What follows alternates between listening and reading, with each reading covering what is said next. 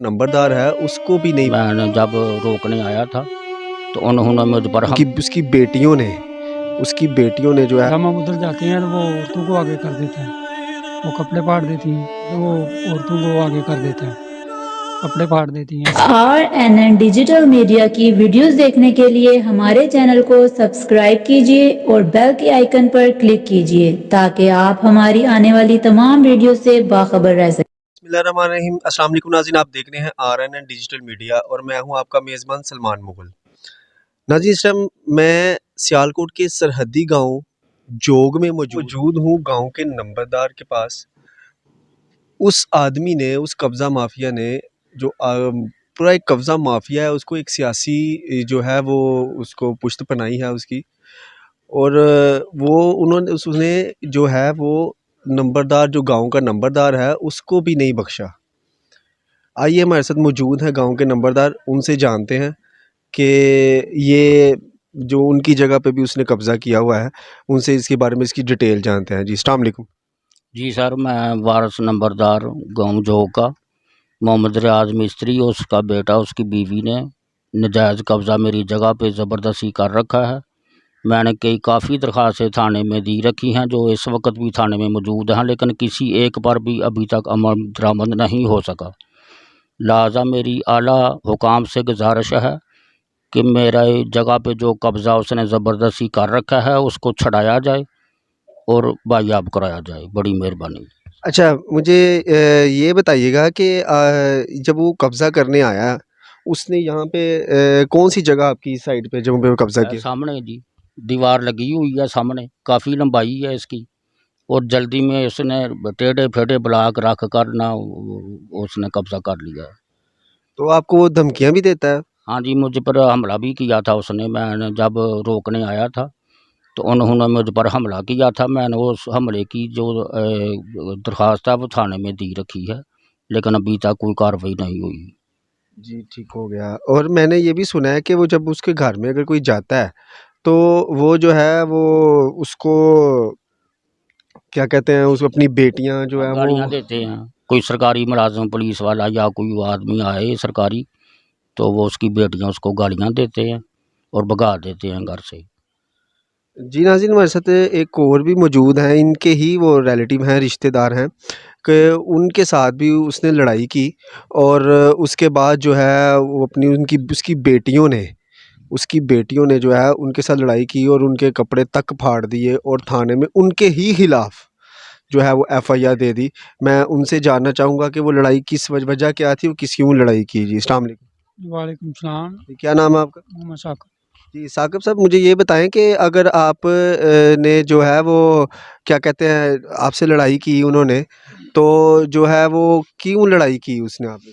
बस सर वैसे ही वो उधर कब्ज़ा किया हुआ हमारी जगह पर। जब हम उधर जाते हैं तो वो औरतों को आगे कर देता है, वो कपड़े फाड़ देती हैं।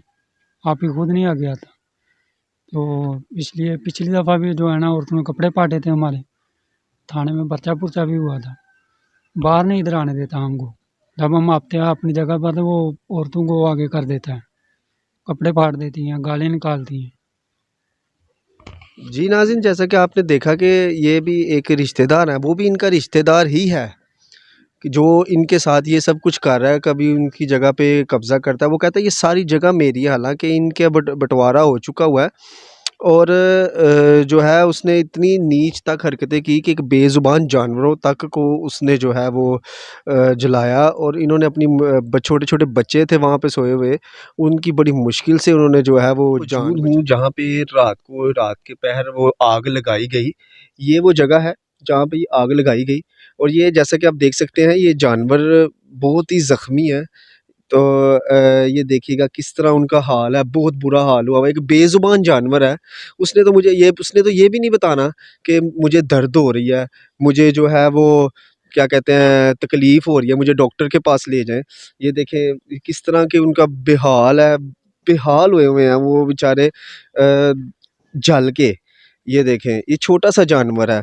ये देखिए ये भी और ये भी, ठीक है? और ये जगह जो है यहाँ पे आग लगाई गई। और जैसा कि आप देख सकते हैं, ये सबसे पहले वो आए हैं इस घर के अंदर, और यहाँ से मोटर का जो है वो उन्होंने वायर काटी है, तार काट के, ताकि ये पानी ना दे सकें, आग पानी से आग ना बुझा सकें।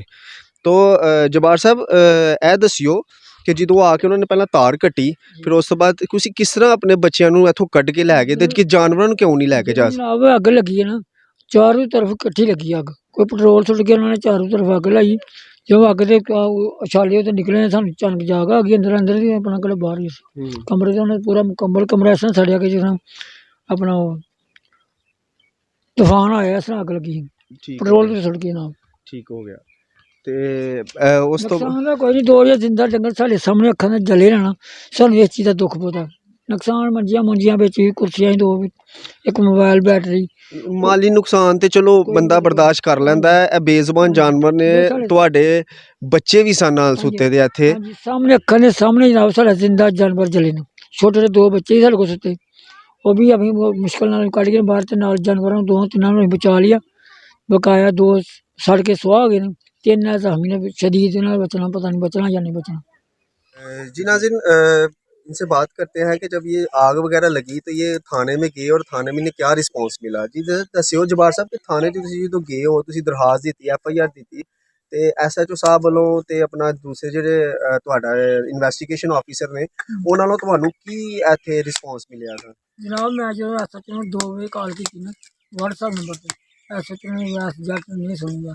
ਉਸ ਤੋਂ ਬਾਅਦ ਜੋ PC ਅਫਸਰ ਹੈ ਸਾਡਾ ASI ਮਕਸੂਦ, ਉਹਦੇ ਨੰਬਰ ਤੇ WhatsApp ਤੇ ਕਾਲ ਕੀਤੀ, ਕਿਸੇ ਨੇ ਸੁਣੀ नहीं। फिर जनाब मैं 11 बजे इंतजार करता रहा कि शायद अपना WhatsApp पे सुन लिया कि आ जाए पुलिस वाले।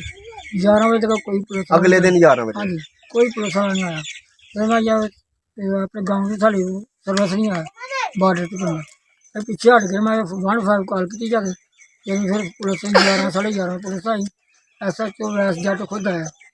उन्हें कहीं देखा मौका, कहना यार कोई नहीं गल, नुकसान तेरा एडा वड्डा कोई नहीं होया, तो तुसीं तो बच के डंगर 2-3 साढ़े, कोई गल नहीं है यार। ते अपना आइए यार बोर्ड दर्ज करा लिया मैं, तो मैं फिर ਤੁਹਾਡੀ FIR ਹੋਈ ਦੀ ਇਸ ਕੇਸ ਦੀ? जनाब FIR हो गया, SHO थाना फुकलियान ने मैं बुलाया, 2 सिपाही बुला के करूँ, 5 दिन लेट करके, 5 दिन मेरी गल नहीं सुनी गया। 5 दिनों बाद उन्हें FIR दी, जी दरखास्त मैं दी है उस दरखास्त से FIR नहीं हुई। FIR मैं अपने को खुद लिखी है, मैंने कहना सैन गुठे कर दी। मैं क्या कहना मैं FIR देने का, मैं क्या मैं जी दरखास्त डिप्टी साहब दी है ना, उस दरखास्त से मैं FIR लैनी। वो कहना जी यार वही चीज़ है, मेरे को गलती ना उन्हें लवाया, सैन गुठे कराए ना, तो वो दरखास्त और ही 452 लगती है, ये दफ़ा लगती है मैडिकल रिपोर्ट के मुताबिक, SHO वैस जट नहीं लाई, दरखास्त अपने को लिखी सारी।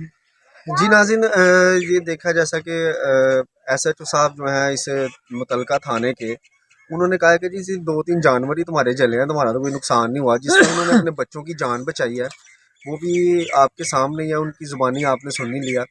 और बस यही मैं कहना चाहूँगा कि SHO साहब ने आगे से इतना कह दिया कि जो हमारे मुहाफ़िज़ हैं उन्होंने आगे से इस तरह इनको रिस्पॉन्स दिया है, बहुत अच्छा रिस्पॉन्स दिया है।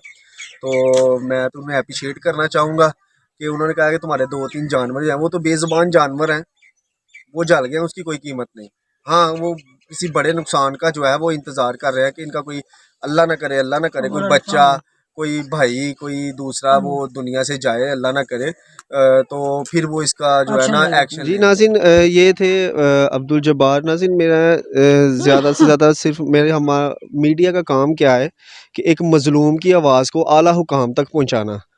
और मैं यही चाहूँगा कि जो हमारे आला हुकाम हैं जनाब IG पंजाब साहब, हमारे प्राइम मिनिस्टर साहब, हमारे चीफ मिनिस्टर साहब, ठीक है, उनसे मैं ये गुजारिश करूँगा कि नाज़रीन सियासी पुश्तपनाही उस बंदे को मिल रही है और वो इन पे गुंडागर्दी कर रहा है, ना कि इन पे वो गांव का जो नंबरदार है उस पे भी वो जो है वो इस तरह की उसकी भी जगह पे कब्जा। और मैं IG साहब से ये गुजारिश करना चाहूँगा, प्राइम मिनिस्टर, चीफ मिनिस्टर साहब से भी गुजारिश करना चाहूँगा, इस वाक़े का ख़ुद नोटिस लेके इन मज़लूम को इंसाफ दिया जाए कि कल को कोई नुकसान, इनको ज़्यादा बड़ा नुकसान ना उठाना पड़े। इनके बच्चे हैं, इनकी जानें हैं, इंसानी जान तो बड़ी कीमती होती है जिसकी आजकल कोई कीमत नहीं है।